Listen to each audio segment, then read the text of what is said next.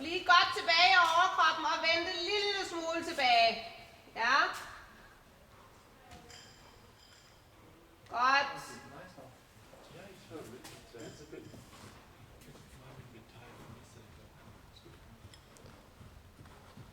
Rigtigt.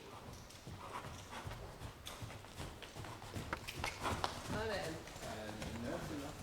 Yeah, sensitive enough. Yeah, exactly. Sometimes it reminds me of writing out again.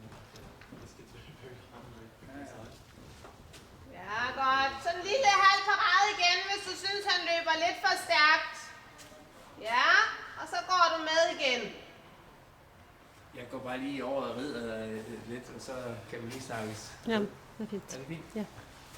Godt.